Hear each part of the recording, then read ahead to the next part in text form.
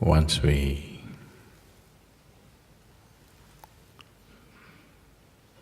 are born as human beings, somehow life got a little complicated.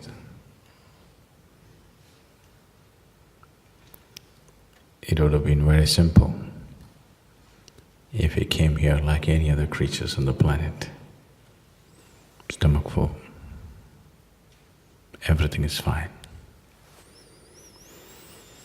When we were hungry, we also believed that once we take care of our survival, everything is going to be fine, no? Now once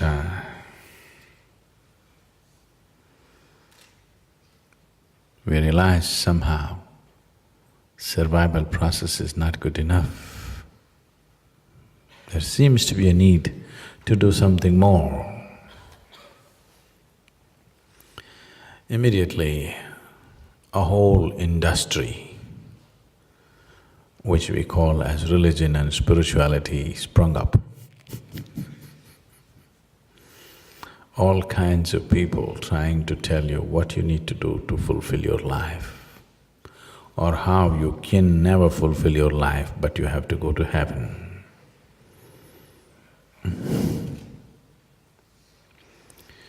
This has taken on so many forms, so many, and the diversity is wonderful, but the deception is quite shameful. In the name of religion, in the name of believing this or that, we have broken humanity into so many pieces that we can never fix it. It almost looks like we can't fix it, no? And then came the spiritual leaders. There have been some truly wonderful, absolutely incredible masters of past and present. But at the same time, too many of all kinds of different levels of ignorance and different levels of intention has grown into it. There's all kinds of deception in the world, but the religious and the spiritual kind is the grossest kind, unfortunately. If somebody dear to you died,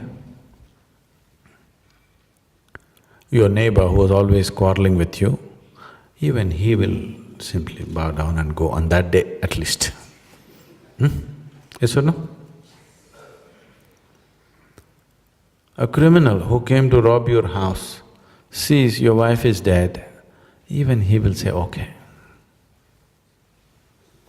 A politician who's quarreling with his opposition all the time, when somebody dies, even he goes. But the spiritual people, they won't miss an opportunity.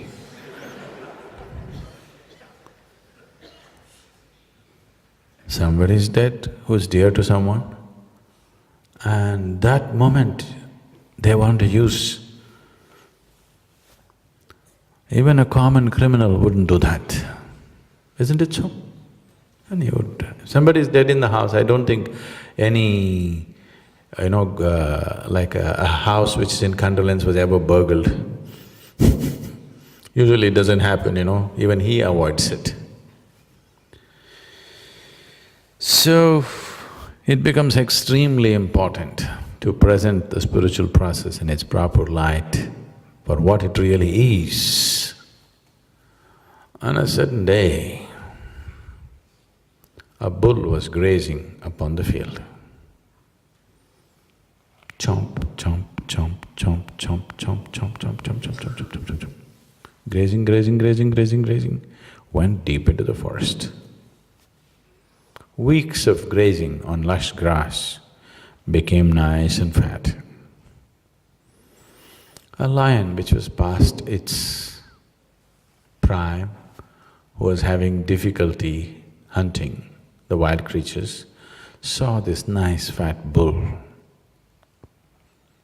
and stalked him, pounced upon him, killed him, ate him up. Stomach became full. Then with great satisfaction, like our friend, roared.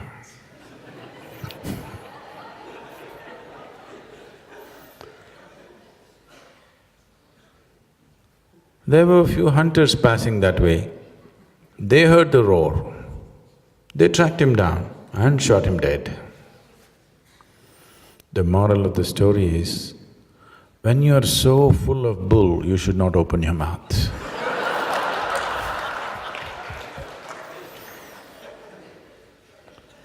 But they are so full of bull and not for a moment they'll keep their mouth shut. You know, I was… 2 years ago when I was at the Economic Forum, somebody was speaking about something. Actually, they were talking about brick making. You know, this is my problem, I'm interested in everything. There is nothing that doesn't interest me. So, spiritual process is just this, a deeper involvement with life, much deeper than people would ever imagine. Not just living the surface, living the core. This is not some bull that you read in some book. This is not some nonsense that you received from somewhere. This is going to the very core of life. And you cannot go to the core of life unless you are willing to pay attention to the detail of life. Nothing in the existence will yield to you unless you pay attention to it, isn't it? Yes? Women are all nodding, men are not saying anything. Women are all saying… Nothing ever yields to you unless you pay attention to it, isn't it so? And nothing ever cannot yield to you if you pay enough attention to it. The creation and the creator has to yield to you if you pay substantial attention to it. So, if you are willing to pay substantial attention to something, everything will yield. I was just telling them, you know, you heard of Andrew Carnegie? Have you heard of Carnegie? Carnegie in 20th century became one of the richest men in America in a very short span of time, in a single generation, just himself. So when, as a young man, he got into business and his business started multiplying at a phenomenal pace. He started making money at a pace that America had not witnessed till then. So naturally, the administration got suspicious that he may be doing some criminal activity to make so much money. They put his business through the scanner and they couldn't find anything wrong. Then they set up an inquiry for him. A group of congressmen were conducting this inquiry, and then they asked, "We have looked through your business in every possible way and we don't find anything wrong. So how is it that you make so much money? What is this?" So Carnegie said, "See, I can keep my mind focused on something for 5 minutes at a stretch. 5 minutes, I can keep my mind focused on something. Can any one of you do it?" They all said no. And they actually set up some experiments. None of them could keep their mind focused more than a few seconds. Then he said, "You should not be running United States." Nothing yields unless you pay enough attention. And there is nothing in the existence which cannot yield if you pay enough attention to it. So spiritual process is just about paying attention to life, taking this attention deeper and deeper, where not just the creation, the very source of creation becomes a living reality for you. Even the source of creation has to yield. There are beautiful stories in India about how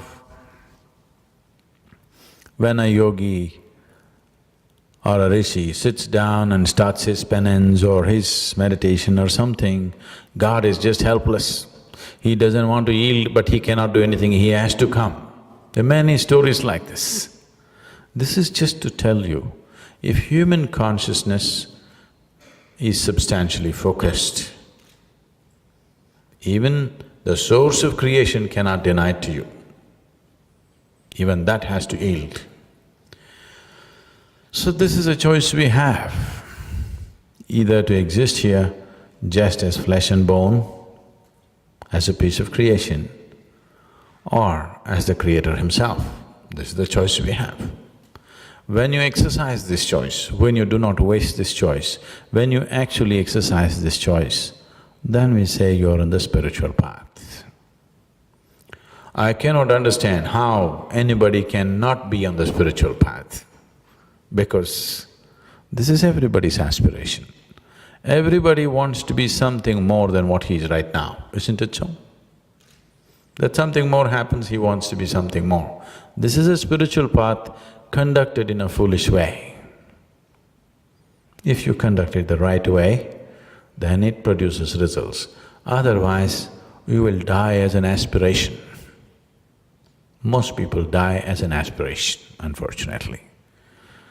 Very few people die as a realization. An aspiration is good as a starting point, but an aspiration is not a good thing as an ending point, isn't it so? No? Yes? An aspiration is a good thing as a starting point. An aspiration is not a good thing at the closing point. Closing point should be realization. Beginning point is aspiration, that's okay.